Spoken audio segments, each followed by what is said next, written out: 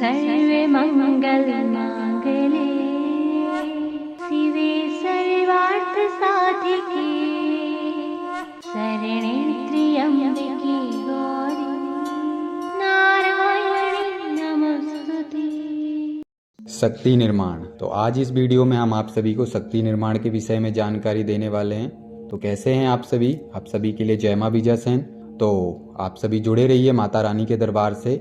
जल्दी ही आप लोगों के लिए बहुत सारी साधनाएं दी जाएंगी और अलग अलग बहुत सारे प्रयोग भी दिए जाएंगे, क्योंकि काफ़ी लंबे समय से इस विषय पे हम शोध कर रहे थे कि आप लोगों के लिए जो साधना है वो हम किस लेवल से दें, किस स्थितियों से दें और कौन कौन सी साधनाएं दें। तो वो सारा शोध हमारा कंप्लीट हो गया है। तो जल्दी ही आप सभी के लिए बहुत सारी साधनाएं दी जाएंगी, जिन साधनाओं के माध्यम से आप लोग अपने जीवन में बहुत कुछ कर पाएंगे।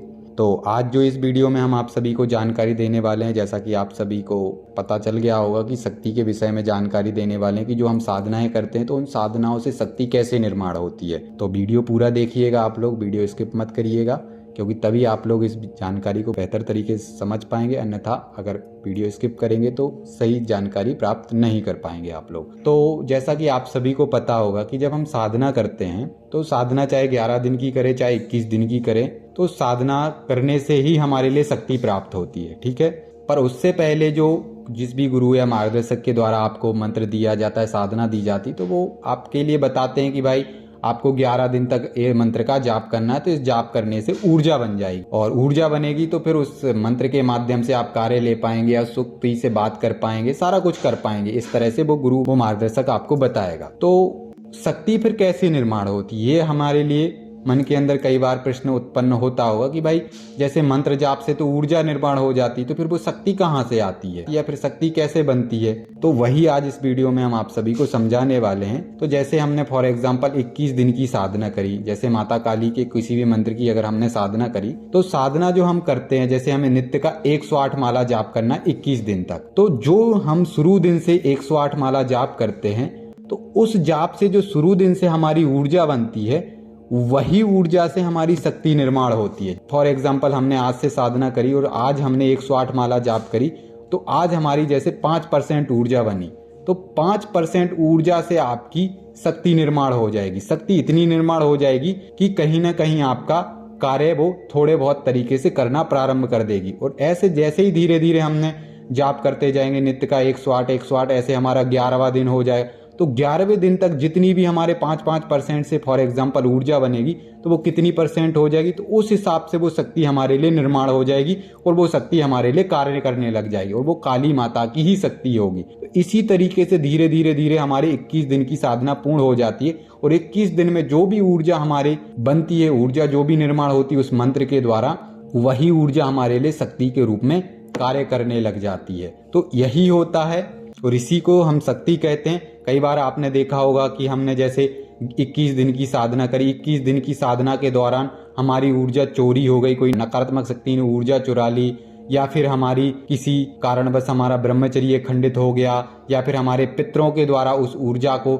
ले लिया गया। इस तरह से किसी कारणवश ऐसी स्थितियां बन जाती, तो उस दौरान हमारी वो साधना हमारे लिए कहीं ना कहीं खंडित हो जाती, या फिर उस साधना को करने के बाद भी उस ऊर्जा को हम फील नहीं कर पाते। तो यही कारण होता है, क्योंकि वो ऊर्जा निर्माण ही नहीं, वो शक्ति आपके लिए निर्माण ही नहीं, इसीलिए वो शक्ति आपके लिए कार्य नहीं करती है। और कई बार जैसे हमने माता काली की 21 दिन की साधना पूर्ण कर ली और पूर्ण करने के बाद वो ऊर्जा उतने मात्रा में हमने निर्माण नहीं कर पाई, कुछ मात्रा में हमारे लिए निर्माण हुई है, तो आपने जैसे उस शक्ति के माध्यम से कोई कार्य करवाया, या जैसे फॉर एग्जांपल पे आपने प्रार्थना लगाई कि हमारा ये कार्य सफल हो जाए, तो वो छोटा मोटा कार्य होगा तो वो सफल हो जाएगा। अगर किसी के शरीर में कोई भूत प्रेत है और वो भूत प्रेत एक बड़े कैटेगरी का है, तो आप माता काली की शक्ति के माध्यम से उस भूत प्रेत को हटाने का प्रयत्न करोगे, वो भूत प्रेत हटेगा नहीं। वो इसलिए नहीं हटेगा क्योंकि ऊर्जा उतनी मात्रा में आपने निर्माण नहीं करी, माता की शक्ति उतने मात्रा में आपके लिए नहीं निर्माण हुई है, छोटी मात्रा में छोटी ऊर्जा के रूप में निर्माण हुई, इसीलिए वो शक्ति उस भूत प्रेत को, उस नकारात्मक एनर्जी को नहीं हटा पाती। तो फिर हम इस डाउट में पड़ जाते, ये तो माता काली की शक्ति थी, वो क्यों नहीं हटा पाई उस ऊर्जा को, क्या माता से बड़ा है वो भूत प्रेत? तो माता से बड़ा नहीं है भूत प्रेत, अभी आपकी ऊर्जा में कमी है।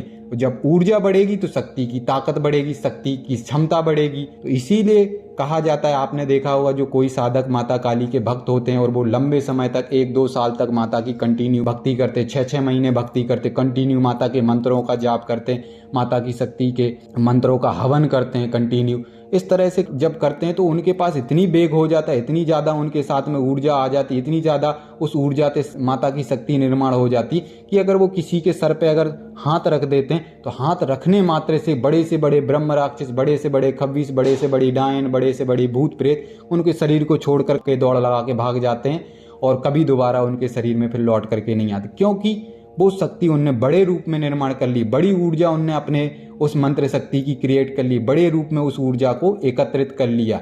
तो वास्तविकता में जो है वो ऊर्जा ही है, जो ऊर्जा ही शक्ति के रूप में कार्य करती है। इसीलिए कहा जाता है कि आप अन्य अन्य मंत्रों का जप ना करके एक ही किसी शक्ति के मंत्र का जाप करें। और ज्यादातर आप लोगों ने सुना होगा, हमने कई सारी वीडियो में कहा हुआ है, या तो आप अपनी इष्ट की मंत्र को साधें या अपनी कुलदेवी के मंत्र को साधें, एक ही शक्ति की ऊर्जा को बढ़ाएं। तो वही जब उस मंत्र की ऊर्जा को आप बढ़ाएंगे एक शक्ति की, तो वो धीरे धीरे करके एक इतना बड़ा गोला के रूप में निर्माण हो जाएगी वो शक्ति आपके लिए कि आप पूरा जीवन उस गोले को खत्म नहीं कर पाएंगे, उस ऊर्जा को पूरे जीवन भर खत्म नहीं कर पाएंगे। और वो पूरा जीवन आप उस शक्ति के माध्यम से फिर दरबार लगा सकते हैं। उस शक्ति की ऊर्जा के माध्यम से आप किसी के रोग ठीक कर सकते हैं, किसी की किसी भी प्रकार के कष्ट ठीक कर सकते हैं, क्योंकि वो एक बहुत बड़े लेवल पे आपके लिए वो ऊर्जा क्रिएट हो गई है, वो शक्ति क्रिएट हो गई है। तो इन चीज़ों को हमें समझना बहुत आवश्यक है। अगर आप बड़े लेवल पे किसी मंत्र की ऊर्जा क्रिएट नहीं करेंगे तो वो शक्ति आपके लिए बड़े रूप में कार्य नहीं कर पाएगी, क्योंकि शक्तियां ऊर्जा के रूप में निर्माण होती हैं। जितनी ऊर्जा आपने मंत्र की निर्माण करी होगी उतनी ही शक्ति आपके लिए कार्य करती है। और इसीलिए कई बार हमारे ऊपर कई ऐसे साधक होते हैं जो छोटे लेवल के होते हैं, जिनने कम माता काली के मंत्रों का जाप किया होता है और उनके ऊपर तंत्र प्रयोग आ जाता है। फिर वो कहते हैं हमने माता काली की इतनी सेवा करते हैं, हमारे ऊपर तंत्र प्रयोग क्यों हो गया?